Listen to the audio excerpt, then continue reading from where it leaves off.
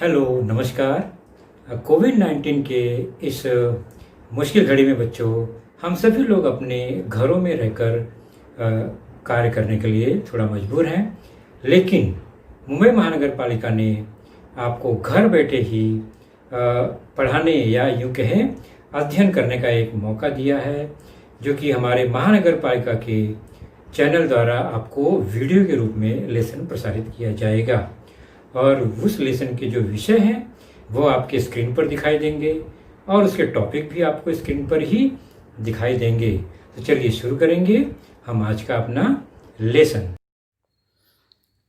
जैसा कि मैंने कहा बच्चों, आज का जो विषय और घटक है वो आपके स्क्रीन पर होगा। और आज का हमारा जो ये लेसन है वह है कक्षा 9वीं के लिए, जिसमें हमारा आज का विषय है गणित भाग 2, मैथमेटिक्स पार्ट 2, जिसे हम भूमिति भी कहते हैं। और हमारा जो आज का पाठ है वह है आपके पाठ्य पुस्तक से पाठ 3, लेसन नंबर 3, ट्रायंगल, त्रिभुज। और मैं हूं आपका वर्चुअल मार्गदर्शक अजय कुमार मौर्य। तो आगे बढ़ते हैं हम अपने आज की चर्चा की ओर। तो हमारे आज की चर्चा का प्रमुख विषय है, प्रमुख घटक है, वह है पहला त्रिभुज के दूरस्थ अंतःकोणों का प्रमेय। इस पर चर्चा करेंगे और उसके बाद हम धीरे धीरे त्रिभुजों की सर्वांग समता की ओर बढ़ेंगे। तो चलिए शुरू करते हैं हमारी आज की चर्चा। तो सबसे पहले हमने अब तक जो जाना है उसे याद रखना, याद करना बहुत जरूरी है। तो त्रिभुज के अंतःकोण आप अच्छी तरह जानते हैं। प्रत्येक त्रिभुज में 3 अंतःकोण होते हैं। जैसे आपके स्क्रीन पर यह आकृति है त्रिभुज की, उसका नाम हमने दे दिया त्रिभुज PQR, और उसमें 3 कोण दिखाई दे रहे हैं जिसे हम त्रिभुज का अंतःकोण कहते हैं। और नाम है, एक बिंदु से अगर देंगे तो कोण P, कोण Q और कोण R, ये त्रिभुज के तीनों अंतःकोण हैं। इन अंतःकोणों के योग का एक विशेष महत्व है। अर्थात जब भी त्रिभुज के तीनों अंतःकोणों को जोड़ते हैं, योग करते हैं, तो उनका योगफल 180 अंश ही आता है। तो त्रिभुज के तीनों अंतःकोणों का योग 180 अंश होता है। ये हमने पहले जाना है, उसे हमेशा याद रखना है। तो पहली बात हमने क्या याद रखी? त्रिभुज के अंतःकोणों के मापों का योगफल 180 अंश होता है। और एक दूसरी बात भी हमेशा याद रखनी चाहिए, रेखीय युगल कोण, रैखिक युगल कोण, कभी रेखीय युगल लिखा रहता है, कहीं कहीं रैखिक युगल रखा रहता है, लीनियर पेयर। वो क्या होता है? ऐसे दो कोण, ये दो कोण हैं, अगर वो एक दूसरे पे इस तरह जुड़ते हैं कि उनकी एक भुजा सामान्य हो जाए और बाकी दोनों भुजा मिलकर एक सरल रेखा बन जाए, ऐसे कोणों को रेखीय युगल कोण कहते हैं। और यहाँ हमने नाम दे दिया है PRQ और PRS। इनकी खासियत क्या होगी? सरल रेखा बनने के कारण इन दोनों कोणों के मापों का योग हमेशा 180 अंश होता है। तो कोण PRQ लेफ्ट साइड वाला और कोण PRS राइट साइड वाला, इनका योग जो होगा 180 अंश होता है। ये दो प्रमुख गुणधर्म हैं। एक रेखीय युगल कोण का योग 180 अंश होता है, दूसरा हमने देखा त्रिभुज के अंतःकोणों का योग 180 अंश होता है। ये दोनों बातें क्यों हमें याद रखनी है आज के लिए? क्योंकि हमें आगे जाकर जो त्रिभुज के दूरस्थ अंतःकोणों का प्रमेय है उसमें इसी का उपयोग होता है, आप जरूर देखेंगे। तो ये दोनों अगर घटक, कथन, गुणधर्म याद हैं तो हम वो आसानी से सिद्ध कर लेंगे। तो चलिए, हमारा प्रमुख घटक पहला है त्रिभुज के दूरस्थ अंतःकोणों का प्रमेय। दूरस्थ अंतःकोण मतलब ये किसी कोण का दूरस्थ अंतःकोण होगा। कैसे देखते हैं? यह एक त्रिभुज है, इसका नाम हमने लिख दिया PQR। इसकी एक भुजा को अगर हम आगे बढ़ाते हैं, किसी भी एक भुजा को, तो त्रिभुज के बाहर एक कोण बनता है। यहां पर हमने नाम दे दिया भुजा को आगे बढ़ाकर एक बिंदु उस पर S, तो बाहर एक कोण बना। ऐसे हर भुजा को बढ़ाएंगे तो इस तरह से अलग अलग कोण बनेंगे बाहर। और त्रिभुज के 3 अंतःकोण होते ही हैं।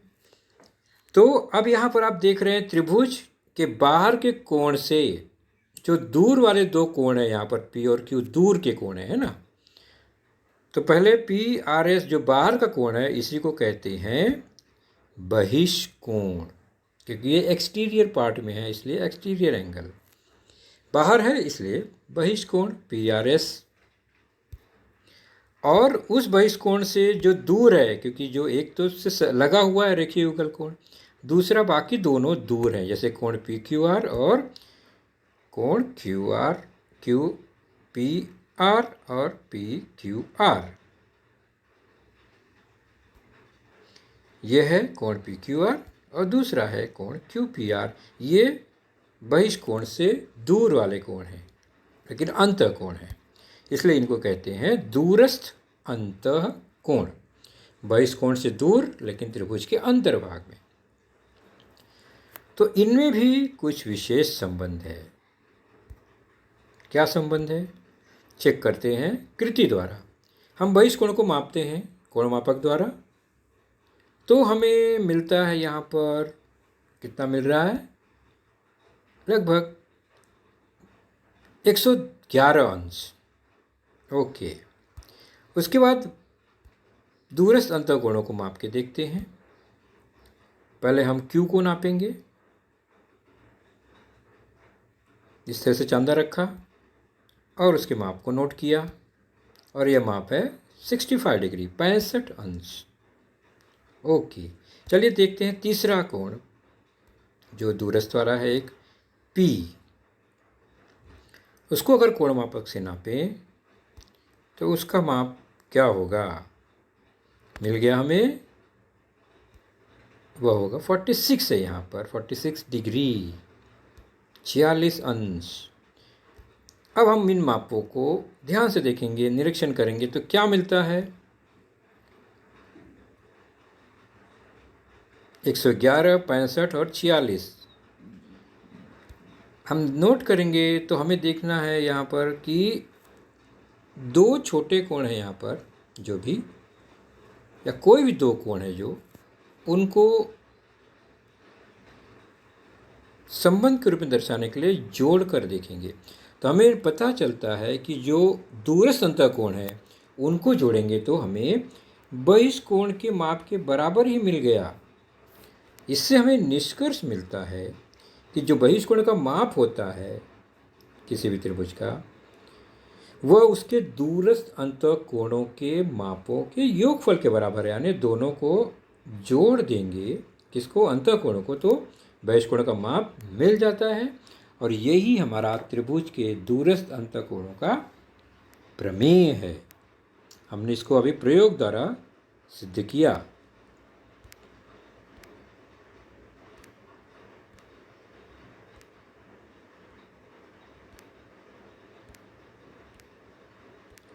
इस आकृति में ध्यान से देखिए, अभी 3 त्रिभुज, एक त्रिभुज है सॉरी, और उसका एक बहिष्कोण है, और उनके नाम यहाँ पर लिखे गए हैं। और जैसा कि हमने अभी चेक किया कि बहिष्कोण का माप यानी PRS का माप ये PQR और QPR के योगफल के बराबर है। यही त्रिभुज के दूरस्थ अंतःकोणों का प्रमेय है। वो क्या है कि त्रिभुज के बहिष्कोण का माप उसके दूरस्थ अंतःकोणों के मापों के योगफल के बराबर होता है। और इसको विस्तार से आपको लिखना है, नोट करना है।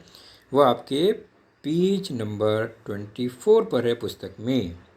तो उसको ध्यान से पढ़ लेंगे और उसे कैसे सिद्ध किया उसे ध्यान से जरूर देखेंगे।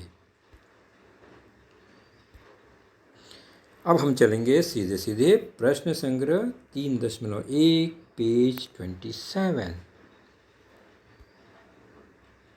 इसमें पहला प्रश्न, आकृति 3.8 में कोण ACD यह त्रिभुज ABC का बहिष्कोण है।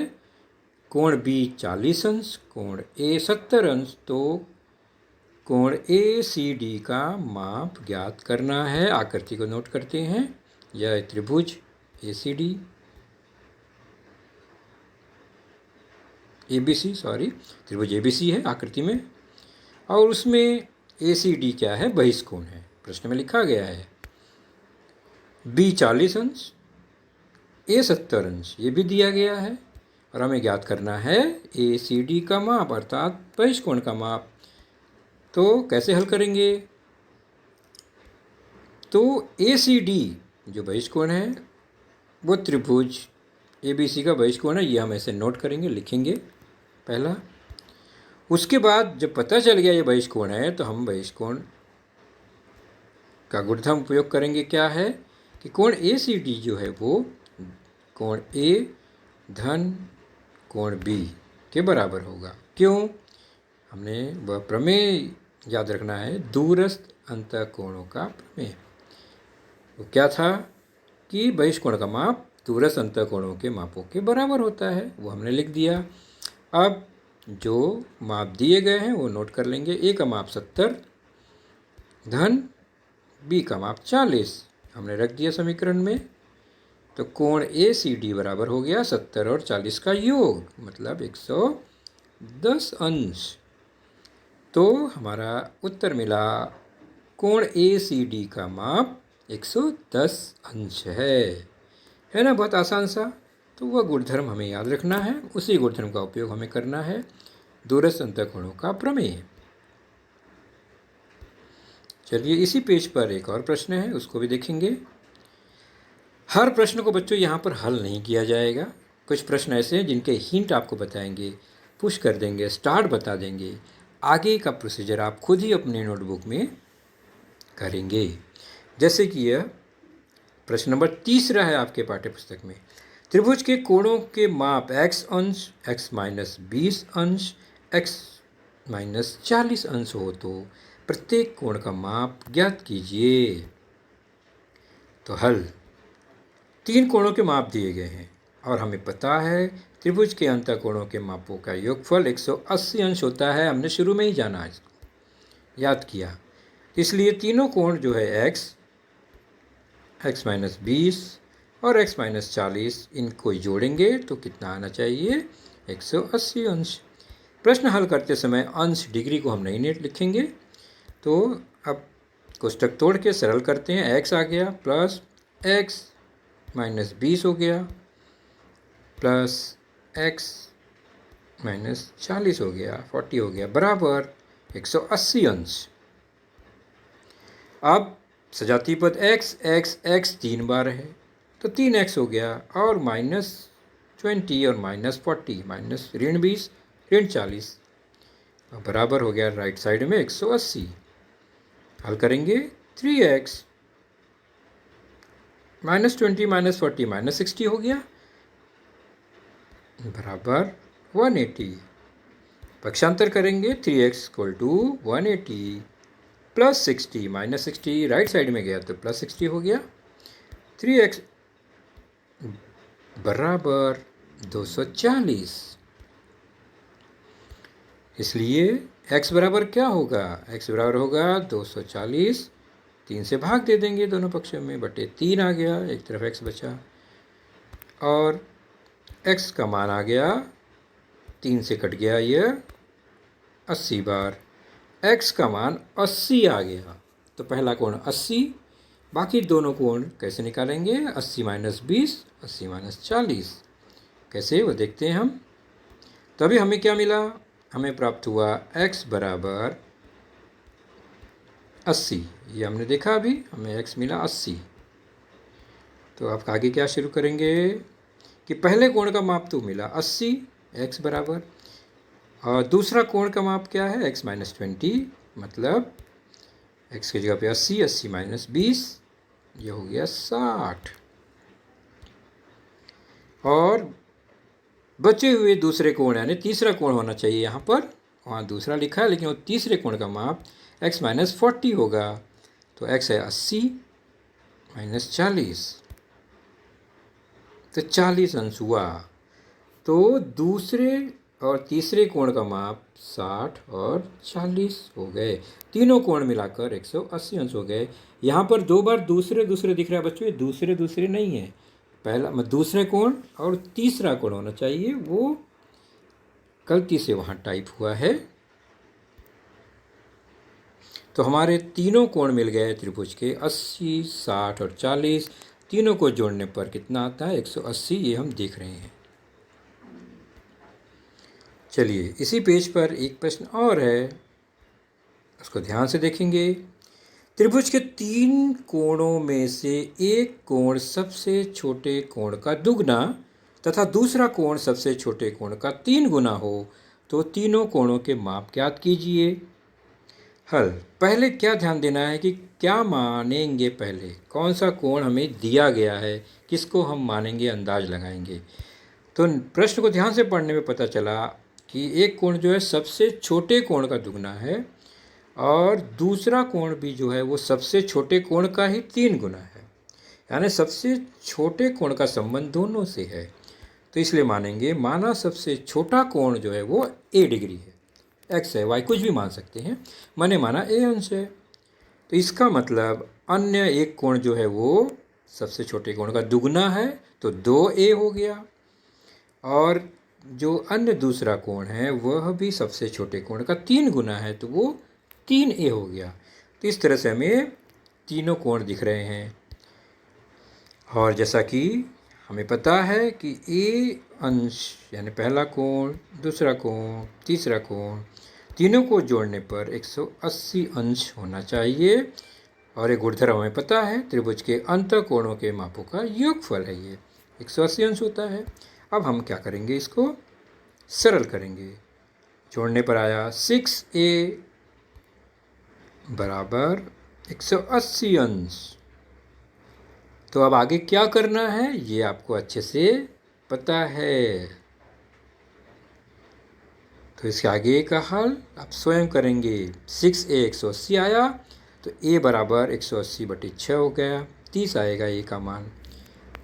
बाकी दोनों कोण का माप 30 का दुगना 1, 30 का 3 गुना 1, इस तरह तीनों कोण हमें मिल जाएंगे। आप स्वयं अपने नोटबुक पर इसे हल करेंगे, मैंने हिंट दे दिया है। चलिए अब पेज नंबर 28 पर एक प्रश्न है, उसे जरूर देखेंगे। प्रश्न नंबर 6, आकृति 3.10 में रेखा AB समांतर रेखा DE है। दिए गए मापों के आधार पर कोण DRE तथा कोण ARE के माप ज्ञात कीजिए। मैं केवल हिंट बताऊंगा, कैसे हल करना है वो आप जानेंगे, समझेंगे। प्रश्न इस तरह दिया गया है कि AB और DE समांतर हैं और आकृति इस तरह से बनी हुई है। इतनी जानकारी हमारे पास उपलब्ध है। अब हमें DRE कोण जो है, तो यह है DRE अर्थात त्रिभुज के अंतर का कोण, और ARE त्रिभुज के बाहर का कोण, बहिष्कोण, ये पता लगाना है। आकृति में माप दिए गए हैं, A का माप 70 दिया गया है, E का माप 40 दिया गया है। हमें हल करना है, R पर बनने वाले दोनों कोण का माप बताना है। तो मैं यहाँ हिंट दूंगा आपको। सबसे पहला हिंट ध्यान से देखिए बच्चों, कोण A और कोण D सर्वांसम होंगे, समान होंगे। क्यों? क्योंकि ये दो जो AB और DE समांतर है, तो AD उसकी तिर्यक रेखा है, इसलिए ये एकांतर कोण है। ओके, तो दोनों एकांतर कोण है, इसलिए A और D सर्वांगसम हुए। इसका मतलब D का मान कितना हुआ? 70। ओके, पता चल गया D का मान 70। अब उस त्रिभुज में आपको 3 कोण में से 2 कोण तो पता चल गए, तो तीसरा आराम से निकाल लेंगे, 180 में से इसको घटा देंगे तो तीसरा मिल जाएगा, और इन 70 और 40 को जोड़ देंगे तो बहिष्कोण भी मिल जाएगा। तो ये रहे कुछ प्रश्न दूरस्थ अंतःकोण और त्रिभुज के अंतःकोणों के मापों का योगफल। और यहाँ पर आवश्यकता पड़ने पर पिछला प्रश्न देखते हैं, उसमें हम रेखीय युगल का भी उपयोग कर सकते हैं आर पर बनने वाले। ओके, अब हम चलते हैं अपने दूसरी घटक, वह है त्रिभुजों की सर्वांग समता। तो आज हम इस पर ज़्यादा चर्चा नहीं करेंगे, केवल शुरुआत करेंगे। त्रिभुजों की सर्वांग समता का अर्थ क्या है? तो प्रत्येक त्रिभुज में 3 भुजाएं तथा 3 कोण यानी कुल 6 घटक होते हैं, हमें अच्छी तरह से पता है। और त्रिभुज सर्वांगसम हो तो उसकी संगत भुजाएं और संगत कोण भी सर्वांगसम होते हैं, ये जानकारी हमें है अच्छी तरह से। लेकिन त्रिभुज सर्वांगसम कब होते हैं? त्रिभुजों की सर्वांगसमता क्या है? तो वो क्या है, देखिए ये कुछ त्रिभुज यहाँ दिखाई दे रहे हैं आपको स्क्रीन पर। अगर ये त्रिभुज, एक त्रिभुज दूसरे त्रिभुज को एक दूसरे को ढक लेते हैं पूरी तरह से, कोण कोण के बराबर, भुजा भुजा के बराबर हो जाए,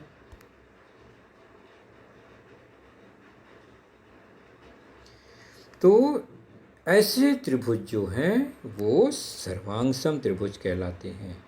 तो यदि एक त्रिभुज को दूसरे त्रिभुज पर रखने पर वे पूर्णतः परस्पर ढक लेते हैं तो वे दोनों त्रिभुज सर्वांगसम होते हैं, है ना। एक दूसरे को पूरी तरह ढक लें, कोई भी ऊपर कोई भी नीचे हो, दोनों एक दूसरे को ढक लें तो त्रिभुज सर्वांगसम होते हैं। ये प्रैक्टिकली प्रयोग के तौर पर हम इसको कर सकते हैं।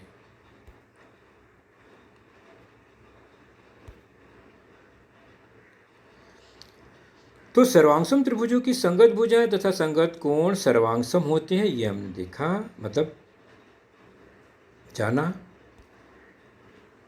तो ये 2 त्रिभुज सर्वांगसम हैं तो इनके संगत कोण के माप समान होंगे और संगत भुजाएं भी समान होंगी।